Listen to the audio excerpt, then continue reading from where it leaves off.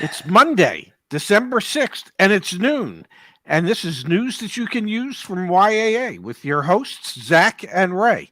I, I might also refer to them as your dear friends, Zach and Ray.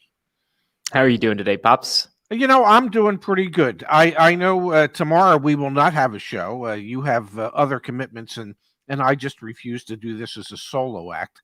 Um, but I do want to say two things. One, tomorrow is Pearl Harbor Day. It's the date that the Japanese attacked the United States at Pearl Harbor. And it is also the 108th anniversary of my mother's birth. So I want to thank the Japanese for creating Pearl Harbor Day because that's the only way I could remember my mother's birthday. Okay, chat section, let me know. Was that an appropriate joke? I don't know. I don't know if that's appropriate or not. Chat will have to let us know on that one. Pops, we've got a good show today. And actually, let's actually kick this off here. MPEG here saying used car prices appear to be crashing. I had several offers from Saturday get rescinded today because the appraisals were less today. CarMax was the only one that would honor their previous offer.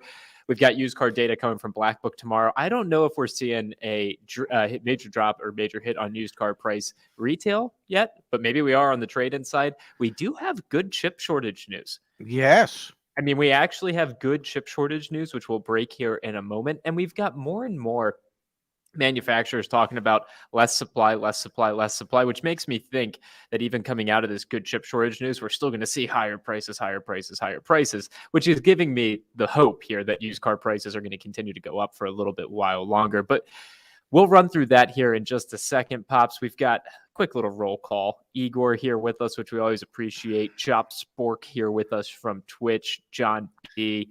Justice is here with us, which we always appreciate. Jordan's here. Dante, Doug. We got the whole crew here, Dad. Yes. Well, why don't we go ahead and jump into the chip shortage update? We'll start things off there. Sounds good to me. All right, so let me share my screen. We've got the data back on joinyaa.com/guide/chip-shortage. Pops, you want to hit us with the leading headline here? It's better. Things are better. There's actually they're actually forecasting a slight drop in the amount of lost production for North America for the year. So we're actually starting to see. I don't know that I would call it a trend yet, but it appears to be. There are 38,980 units globally that won't be produced this week. And those are all in Europe and China and Southeast Asia and Africa. And that there is no real lost production for North America, and total lost production for North America for the year will go down slightly by a whole 897 units, which, out of the 3.4 million that were going to be lost, that's nothing. But it's a good sign, and that's what that is. Absolutely. Yeah, it is kind of incredible that they've made the point of 897 vehicles coming back to production. That seems a little bit like that's like some Tesla type stuff right there. It's like, how'd you come up with that number? But that's okay. So yeah, this is the first time we've been tracking this for a year now. It was literally a year ago that we made our first video about the chip shortage, or maybe it was 13 months ago. This is the first time where we've seen production numbers be revised in a positive direction rather than a direction. Now, what impact is that going to have on used car prices? I think it's way too early to say, because even if there's a plateau, I still think used car prices will probably go up a little bit before they come down. Well, and many of the manufacturers are still saying that, even though production might be stabilizing, that's it. It's stabilizing. It won't be in a position to where it can really increase dramatically. So many of the manufacturers are thinking that this is going to continue all of 2022 and might drag into 2023. So we're still going to see some amount of limited production, and the limited production, I believe, will be twofold. One will be some supply chain issues, which we still continue to see. But more importantly, I think there are decisions that are being made on a corporate level at the manufacturers, and we've seen public comments from manufacturers about this, that they want to artificially manipulate the market, keep their production down, keep the pricing up, because they found it to be both more profitable for the manufacturers and much more profitable for their dealer body.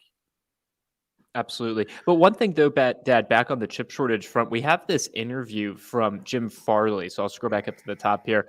It was on the front page of Automotive News this morning. Ford's Jim Yes. Farley, EV plan exactly what we need. But there's actually a pretty important piece that's not EV related. Here it is right here. Let me zoom in. It says, this is the question that was posed to Mr. Farley was, you had floated the idea of shipping unfinished vehicles to dealers. Are you past that point? His answer here is pretty revealing, Ted. He says, I think we have to remain very open. We're discussing it today still. I think we trust our dealers. They're one of our biggest advantages. That's a loaded sentence.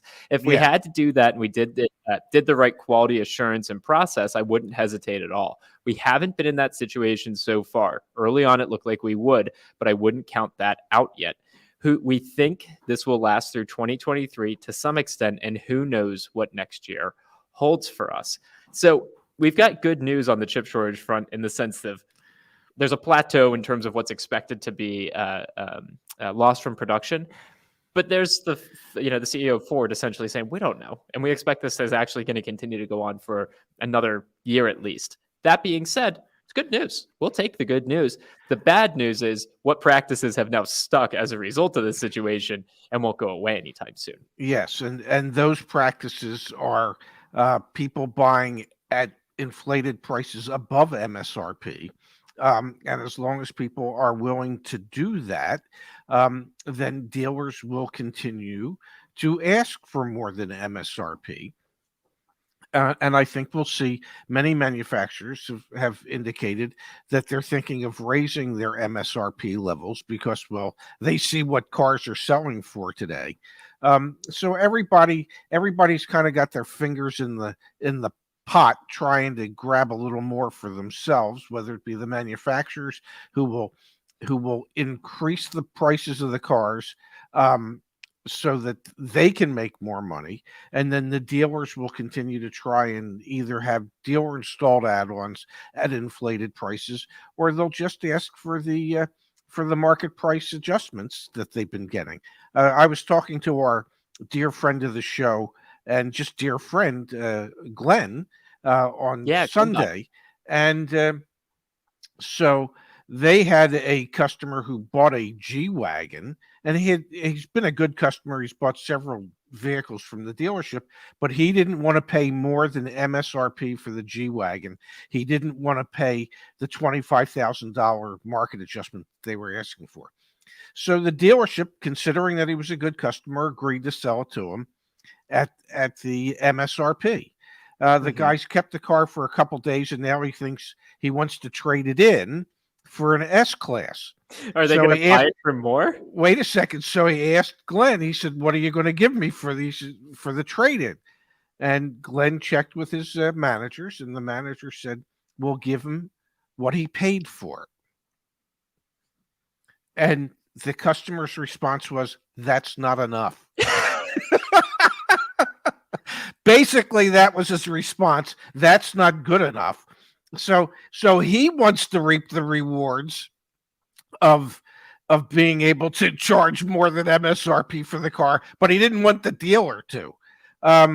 It's what can I say? Everybody at some point in time, everybody gets greedy, whether it's the manufacturer, whether it's the dealer, or in this case, it's the customer. But everybody gets greedy. Lucky guy, one of a billion. Yeah. And he says, damn, that is cold-hearted. I agree. Yeah. I mean, come on. Let's take a quick peek back, Pops, at this article, again, this interview with Jim Farley. I want to look at one other thing here. It was, there's a note there about the EV piece. Shed Brands. Where was it? I don't know. I read the whole article, though. Was Ford too conservative during the beginning stages of COVID and canceling chip orders you didn't think you'd need. If you remember, there's a lot of conversation about how did we get into the car shortage? Well, it's the chip shortage. Well, why do we have a chip shortage? And we've shared many times on this channel before, or back on the YAA channel, it's because automakers stopped there. They operate in this just-in-time manufacturing. They don't want to hold any inventory, which is fascinating because in the olden days, the dealerships held all the inventory. But that meant that they were constantly placing orders for these semiconductors. And these semiconductors are not the same semiconductors that are in your phones. They're kind of old school semiconductors. And so it's interesting here. Yeah, it's interesting here to hear from Farley and say, in retrospect, absolutely. But who would have known? I was in Dearborn Truck when we shut it all down. I was with UAW President Rory Gamble, and he said that people were scared to come into work. I looked at John Savona and Kumar Galhotra, and said, let's shut it down. How would I have known? So there you go. I mean, if you wonder how we got in the chip shortage, it's because everyone turned their plants off. And then when they came back online, they were building more profitable components. And the orders were less. Yeah, and everybody canceled their existing orders for chips. And truth be told, you know what? How would any CEO know? This is, I don't know how to say it, but probably the first pandemic that these CEOs have had to navigate their businesses through. So how would anybody know? It seemed to make sense at the time when governments all across Europe and in the United States were shutting things down so that we could mitigate the spread of the disease. Nobody knew how long that was going to be. You know, every day you're getting different news reports about how long it might be, what could happen. So nobody knew. For sure, Pops, for sure. Yeah, it's so I don't blame them. I want to switch gears here a little bit, Dad, because there was another thing. This was a great interview, by the way. A lot of information that you can glean from this. Another question that Jim Farley, the CEO of Ford, was asked was, would you consider spinning off the AV or EV, autonomous vehicle or electric vehicle business, or even Ford Pro? And I want to read this, and then I want to jump to another tab here and make a bit of a case for what I think we're seeing and get your take on it, Dad. Okay. Farley said, everything is on the table at Ford, whatever's going to be best for Ford. We've already said we're now very open to having Argo be available to capital markets. That's the autonomous vehicle. That's a big change for us. Everything's on the table to make this transition and create this value. No one and nothing is sacred. Now, Pops, you and I think, have done a great job documenting, this is another article from Automotive News, direct sales efforts heat up in states. This is all the way from back in April of this year. Again, the reason Ford doesn't sell directly to consumers because A, all of their existing infrastructure is set up to sell through their dealer network, but also B, and quite frankly, more importantly, every single state prohibits it. There's franchise dealer legislation. Now I'm just going to scroll down here. There are more than 10 bills in 10 different states for those laws to be changed. And here's Connecticut, for example. Would allow a manufacturer to receive a dealer's license if it does not have a franchise agreement with a new car dealer in the state, if it builds only electric vehicles and only sells the vehicles it builds, and if it does not have a controlling ownership link to a manufacturer license as a dealer in the state. Now, if you get rid of this last portion here, if it does not have a controlling ownership link to a manufacturer license as a dealer in the state, or if you're just really good at setting up all sorts of different corporations, would Ford consider spinning off into a new business, the EV thing? You can really start to see pretty clearly that all Ford has to do is set up other subsidiary businesses, and then their lobbyists need to lobby for, well, we sell only electric vehicles, and we'll only sell our cars, and we're not Ford, we're Ford EV. That's all it's going to take for this to happen. And the bigger blocker is really the trillions of dollars worth of value that's currently in the dealership side of things. But that to me, you can put two and two together.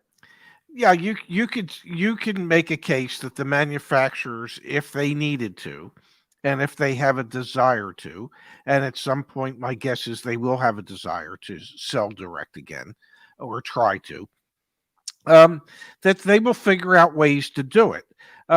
And just because they want to create another company doesn't mean that there wouldn't be years and years and years of litigation before any of this could actually go into effect. The dealers that are out there that have invested trillions of dollars in their facilities cumulatively will not sit idly by. And that's why we have a court system. And this, I mean, just the legal challenges could take a decade. It's going to take quite some time to wend its way through the courts, because that's what will happen. But ultimately, there will come a time where dealers will be compensated in different ways. They might just become delivery centers for the manufacturers, as opposed to the manufacturer shipping the car directly to the consumer. And so, yes, I think he's setting up a roadmap to move forward for not only Ford, but the entire industry. Absolutely. Absolutely. And if you remember, Dad, we talked about it on Saturday when you and I went live. There was that KPMG survey. Well, what they did back on Automotive News is they actually finally wrote an entire piece about that's on the front page this morning. And they got a little bit deeper into some of the things that were said. Again, this was a survey of, what was it, 1,100 executives throughout the industry. Yeah. And this survey really grinds your gears, because you think, well, it was lacking a certain amount of context. They've offered a little more context, but you would need deeper context to really be able to get a better understanding as to who are the ones that are thinking that it's going to be more manufacturer to consumer sales than those who think it won't be. And my suspicion, it's just a suspicion, it would be all the startups that are saying, "Oh yeah, we're headed to more manufacturing." Look at what Jim Farley said. I mean, I don't know. I don't know if it's just the startups, Dad. And just to give everyone the context here, this is the most important piece of the entire article, is right here, in my opinion. By 2030, what proportion of new cars will be sold directly to consumers by automakers in your home market? 12% of respondents said anywhere between 80% and 100% of vehicles, 34% between 60 and 79%, 28% said between 40 and 59%, 20 to 39% said 23%. And that would be like the Tesla model, the Rivian model. VinFast is coming to the United States this upcoming year with 60 dealerships in the state of California. It's that type of model. And again, it speaks to all these different states that have carve-out language that they're working on, so that electric car makers can sell directly to consumers and bypass the franchise dealer laws, which again comes back to scrolling down here, this question that Jim Farley was posed: would you consider spinning off the AV or EV businesses into separate entities? So anyway, just piecing together this winding trail of how we probably eventually get to direct to consumer car sales, which would be a great thing. Now, the issue is, will MSRP prices be reasonable? And I think that's going to be a big question for a lot of consumers for a long time. Yes. Yeah. The one thing about the dealer model is that when there is what used to be normal inventory levels and normal pressure from manufacturers to their dealers to have the dealers sell cars, there was much greater competition to figure out how to get a customer to say yes. So dealers would work hard to figure out an acceptable discount in order to get the customer to say yes. If it is manufacturer to consumer sales, all that goes by the wayside. There will be no such thing as a discount. Yeah. Which is fine. It's just the MSRP should be a fair price, which we've seen some funny business already over the past year, with destination fees going up at way higher than the rate of inflation. Like that's a key thing, because you can't negotiate that. Everyone's paying for that, but who sets it? It's this black box from the manufacturer. And our whole premise, our whole MO is break down information asymmetry. Like just give us the info. Everyone's got to make money. We get it, but we want to have more clarity into like what's going on under the hood, for lack of a better term. And we want everybody to make money.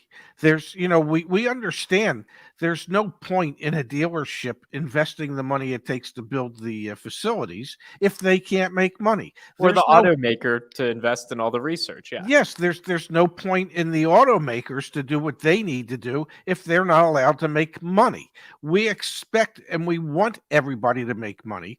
We we would just like to see a little more transparency and a little less of the shenanigans that we tend to see on the dealer side in many, many cases.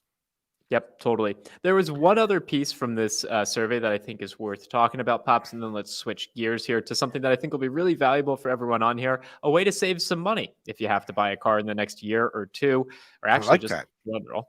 How important do you think the following features will be for consumers when deciding to purchase a car in the next 5 years? In the next 5 years, very likely and extremely likely are the percentages that you're seeing here. So one of the options was seamless and hassle-free experience. It was the highest rated, most important feature for a consumer in deciding to buy a car in the next 5 years. Is seamless and hassle-free experience. How ironic is that?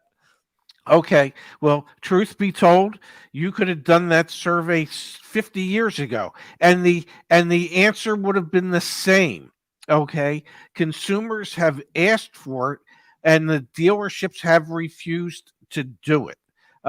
So it's not like the dealerships don't know. It's not like the manufacturers don't know. They do all these surveys, consumer surveys, so that they can find out what the consumers would like to see. And trust me, the manufacturers bring it up to the dealerships all the time. Really? Oh God, yeah. Because they all know that A, it takes too much time, and B, it feels like it's shrouded in secrecy, and consumers hate that. And the manufacturers know it, and the dealerships know it. But what happens is the manufacturers representatives and the dealership people never ever ever try to look at the process through the consumer's eyes. They only look at it through their own eyes. So they think that they've come up with ways that they've decided will be better for the consumer, as opposed to, I don't know, actually listening to the consumer. That's like a Well, Ted, foreign concept. What was that, honey? If you listen to the consumer, you'd know that the Tesla model's killing it. Again, back to Ford and Jim Farley saying all options are on the table. I wouldn't be surprised if everyone starts to mimic the Tesla model over the next 5-10 years. Why wouldn't you? They're $1 trillion company. How do you think Jim Farley gets paid, Dad? What do you think makes up most of his compensation? Well, most of his compensation comes from stock options, and how the value of the brand goes up. And let's do a quick here. We're gonna do this live all together. Let's And see if we can use if I'm some, not mistaken, under his watch, the value of Ford has gone up significantly, which means so has his compensation. So Ford is a 77. I know that's tiny. There it is. 77 billion with a B dollar company. Now let's look at Rivian is a $94 billion company. If you But don't think they're sitting around in boardrooms talking about how do we become Rivian or how do we become, you're wrong. You're wrong. They are. That's what they're doing because all of their compensation is tied back to that stock price going higher and higher. What you should do is you should look at Ford's stock price from 14 months ago when he first became the CEO to what it is today. And that'll give you a better understanding as to how important it is. Oh, look at that. But Pops, that just further exacerbates the situation, right? Like if you don't position yourself as an EV direct to consumer, we're pushing forward. If you don't position yourself like that, you're going to make less money, at least in the sense of valuation, which again Yes. is how these guys get paid. These guys and gals get paid. Yes. So if you don't think this is the future, it is. It's a matter of how soon it's going to come. And I don't think anyone anticipated, anyone, including us. We thought when we started this business, when we started YA 20, 30 years, the quickest that we get to like one price selling and the price is the price and the manufacturers pushing EVs and trying to push people to buy from them. It's right around the corner. It's the next 5-10 years, I think. I think it's right here in front of us. Well, all I know is that we're here trying to help. We don't want to start a revolution, okay? But what we want to do is we want to start an evolution. We want to help the dealers and the manufacturers evolve to the point where they can make it a fairer process for the ultimate consumer. Dad, that other article said it. more seamless and simple. Everyone knows it. Just make it more seamless. Anyway, I'm all telling right. you. I mean that's been part of manufacturers preaching to the dealers forever, ever since they started these surveys, and it was plain. It was plain as the nose on your face. The aspect of the business that people hate, and that's how much time it takes, and then all the shenanigans they go through. It's just it should be seamless and it should be simple. It doesn't And need to be as hard as we make it. And we've got from Ken, Tesla actually sucks, or from Jordan, Rivian price is all hype. You guys could be entirely right. That doesn't matter because that's how Jim Farley gets paid. Okay, that's how Mary Barra gets paid. If it's all hype, if the product's good or not. We've got Ford essentially in that interview talking about how they're going to produce more and more EVs. They just had an open recall on the Bronco, like the 5th recall on the Bronco. Do they care if their products suck? I mean, a little bit, I'm sure, but like they care about the stock price. And the way to get the stock price to go up is to sell a vision. And how do you sell a vision? You mimic Tesla. Like it's no different, executives in those big companies. It's no different than how pay plans are structured in dealerships. Your pay plan, somebody's pay plan will dictate how they do their job, because they're going to look at their pay plan and they're going to figure out what they need to do in order to maximize it. So yes, if the pay plan for these top executives is based on valuations and increases in stock prices, then that's what they're going to concentrate on. They're not going to concentrate on the launches of the vehicles and if the vehicles were actually ready. They're not going to. It's not going to be wondering about whether or not the vehicles meet the standards that they would like to have. It's all about the stock price, because that's the way their pay plans are set up. So, perhaps if pay plans were set up slightly differently, where the rewards were greater if you reach certain levels of customer satisfactions or ease and transparency of a sales process, and that impacted their income, then you would see differences from the manufacturers as to how this all transpires. Show me the money. Show me the money. You get what you get, unfortunately, whatever the pay plan is.